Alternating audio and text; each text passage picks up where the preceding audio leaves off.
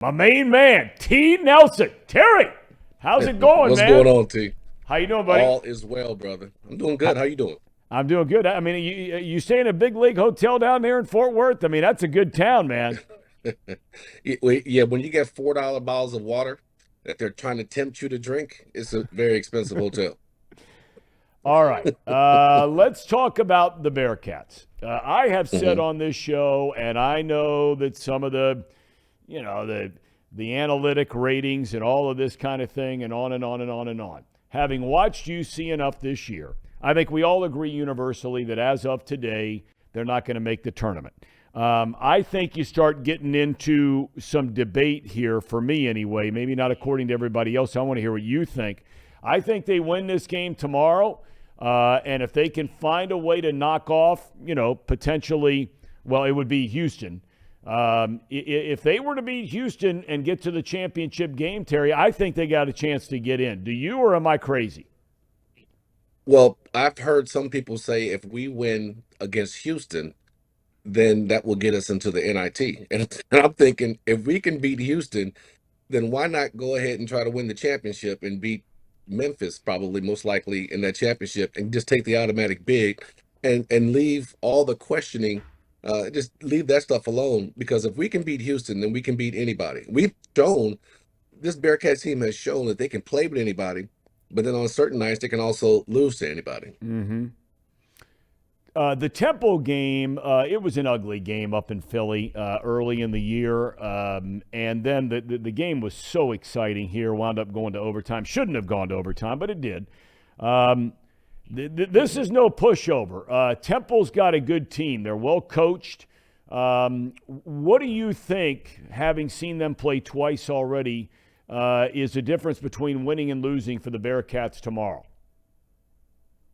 Staying out of foul trouble. One thing that Damian done, what he does is once he gets you on his side, he jumps into you with almost with every shot. I mean, he'll get to the free throw line 12 times a game. And what really helped us last time, we had the lead, and we kept fouling. He got our bigs in foul trouble. But for them to lose Khalif Battle, their leading scorer, really hurt Temple. He got into it with Coach McKee, what I assume, and Coach McKee kicked him off the team. And he was their leading scorer, averaging nearly 18 points a game. And he's a guy, when he was on the floor, remember, they beat Houston in Houston. Houston only has two losses. And so they were the one that beat them on their home floor, as well as Alabama beat Houston as well. So we got to make sure that we stay out of foul trouble. We get what we're supposed to get out of the offense, make it move from left to right, because they're going to pack line the defense, play some sagging zone, and really load the box to try to take away Victor. And then Victor Locken can use that high post to pass out of it and get the 3-point shot going. And if we're on, we'll be okay. Terry, you've been around the program a long, long time. You were an outstanding player on back-to-back teams that went to the Final Four, that went to the Elite Eight. You got jobbed in that game against Carolina. Still ticks me off, that whole thing. But Tick to this day. I mean, it really, I was so angry I couldn't see straight, and still get upset about it. But David DeJulius, and can you put into words, Terry, for a guy who's been around guys that have been around that program, whether it's 2-year guys like yourself and Van Exel and Blunt and Herb Jones, the late Herb Jones, and all those guys, but as a 4-year guy here at UC, after coming in, how do you see him among some of the all-time players that you see? I'm not asking you if he's better than all those guys or who he's better than or not better than, but as far Hmm. as just being an example for other players and the UC program. Yeah, he's actually 3 years here Forgive at me. Yeah, 3 Michigan. years. Right. Yeah. But to see his, and Wes Miller will attest to this, his Kobe Bryant like attention to detail and work ethic. Like you come into the gym, practices at 2:30, 3 o'clock. 1:30, he's already lathered up. He's getting his work in. He's getting his pre-work in. He's doing workouts, doing footwork drills. He's doing ball handling drills. He's doing vision training, which is very important for athletes to visualize what it is that your desired outcome to do, and not just go in the gym and just start working on shots and getting shots up. Visualize how the defense is going to play you. Visualize how you're going to beat your opponent. But to see him put the work in, and then off the floor to see how he treats the fans. When I played, guys used to run out the back door after the game because they didn't want to sign the autographs, or they didn't want to see the pair of women that they had left tickets for waiting out in the stands for them to come out. David DeJulius comes out and he'll sign the same autograph of the same kid who has, maybe a different shirt on and a hat and a poster. He'll sign everything. Now, on his way to the locker room, we do the warm up in game times, and then that players will have their headphones on and they're trying to get into a mindset before they head out, go back out on the court. As he's running into the locker room, kids are hanging over the rails. Dave, would you sign this? He'll stop, pull his headphones off, sign every piece that they put out there, take selfies with them to make sure that they can document it, that they actually got this from David DeJulius, and then he'll run back in. So when you see little things like that, when you see other athletes, kind of shoo them off, like, wait till after the game, but you see him stop and take time for people, it's the moments that you can never get back. You don't know how you're affecting somebody until years, maybe years later, when they come back and say, you don't remember me, but you signed this for my son, and my son went and took it to school, and he took the picture, he blew it up on the wall. Like, you just don't know how you're going to affect somebody. And so to see him over the years, to see him reminds me a lot of Gary Clark, the heart that Gary Clark had, and how he meant to the community, how he meant to people. Not just a good basketball player, even better person, but how he treated people. So when I look at David DeJulius, he stacks up there with some of the greats, some of the legends that we had, and we won't really appreciate him until he's gone.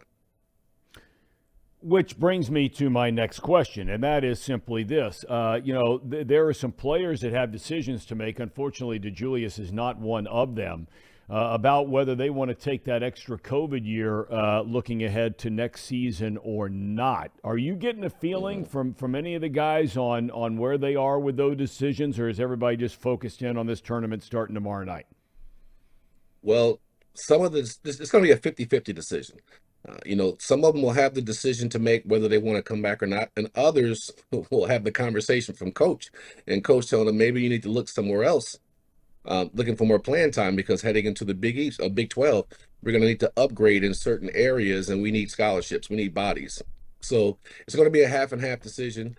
People that came in here and put it down, we love them, and we know that it's, when people come to be Bearcats, a lot of them really don't want to leave because the grass is not always greener. I mean, we are a sports crazed town. You know about Cincinnati. Yep. There's no professional basketball team. So you got the FC Cincinnati, the Bengals, the Reds. You got all these different professional sports teams. But when it comes to basketball, it's Bearcat basketball. Xavier's a fine program. Bearcat basketball in Cincinnati. And so when you come here, you have to understand that it's a process that you're going to give everything you have. You're going to get an excellent education. You're going to have resources that will carry you well beyond in your life. But sometimes that decisions aren't left up to you. So some of these guys will be back. Some won't, unfortunately. Hey, Terry, I don't know if you saw this today, but I stumbled upon this article that's written in the Sporting News. And, of course, that used to be a phenomenal publication for a long time, not as much anymore. I don't know Bill Bender, but he wrote an article today which is one of the most interesting articles I have ever read in my life, and I would encourage you to go read it. It asks the question, what if Kenyon Martin didn't break his leg? That was 23 years ago today, and all of us kind of pretty much remember where we were and that happened. I was driving by myself across the United States of America to move to Arizona, and I had stopped in Joplin, Missouri, just to watch the UC game that day in the conference tournament. And it goes on to say how one freak injury altered college basketball. They have a lot of quotes in here from Steve Logan, who was a sophomore on that team.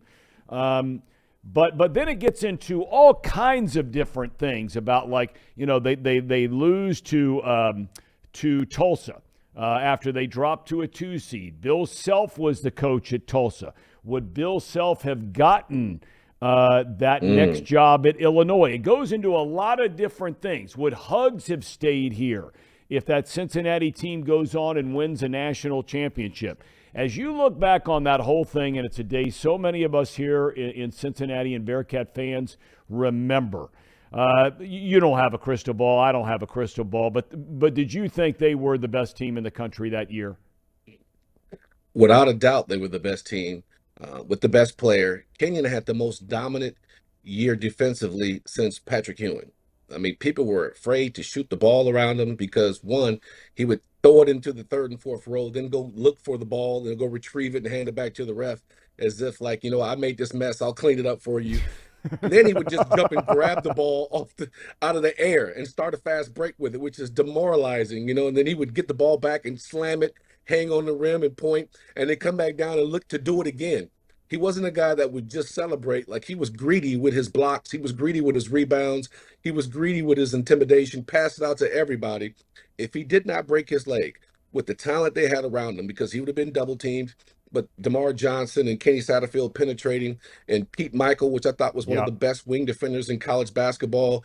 They had a lot of, tape, being another power forward, Ryan Fletcher.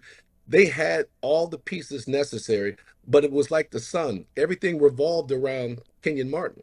And when he broke his leg, you still had enough that probably could have got you to the Elite Eight with the talent they had there. But the spirit was gone. The Yeah. guy who was in the back constantly talking, and so Huggins probably, he wins the national championship, and who knows the amount of recruits that come after that? Who knows the trajectory of the program after that? His contract situation, who's getting coaching jobs out of his coaching tree, all these different things, and not just the ramifications of Bill Self going to Illinois and all this other stuff, but the amount of people that would have got knocked off. Would those guys have left their situations once they lost and went somewhere else? So the article is spot on. Yeah. I mean, it really. So you had seen it already. I haven't seen it, but I'm definitely going to go look at Well, it. I mean, it's really, The I mean, Corsi's it still just there? goes to show how sharp you are because, I mean, I'm being very serious about this because you just pointed out a couple of things in that article that I was going to bring up to you, but you were already thinking about them. Things like Mick Cronin, who was an assistant coach on that team at the time, right? He was recruiting, heavily recruiting, 3 players that wound up going to Louisville instead of coming to Cincinnati. Right. And so, the article got into, well, if Cincinnati wins a national championship that year, do those players now come to Cincinnati instead of Louisville, where Rick Pitino was in his 4th? I mean, it's interesting you bring that up. All right. Last thing. Give me one reason why we should believe UC has a chance to win this conference tournament. David DeJulius and Landers Nolly. Landers Nolly is a big game player, and he seems to rise to the occasion. And David DeJulius sets the table for everybody else. He started the season. He was a playmaker off a step back. He was a step back shooter, could score off of that. Really dynamic with his ball handling. Then he became this defensive stalwart, this stopper for smaller guards. And then he became this awesome playmaker, leading the nation in consecutive 5+ assist games at 15 now. So he has just been awesome distributing the basketball.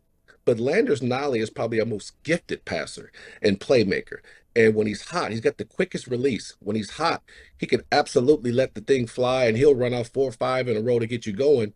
And if we can get the third person, Jeremiah Davenport, who I just talked to, he was a little upset that he didn't make any of the conference situations that they came out the awards. Mm-hmm. If he gets hot, he has a crazy plus minus because when he's on the floor, he gets a man and a half. There's always somebody to help to make sure Jeremiah Davenport doesn't get the looks that he wants, because if he gets looks, and he started hitting 2, 3, 4 in a row last year versus Memphis at Memphis, he hit 6 in a row. He had 4 fouls in the first half.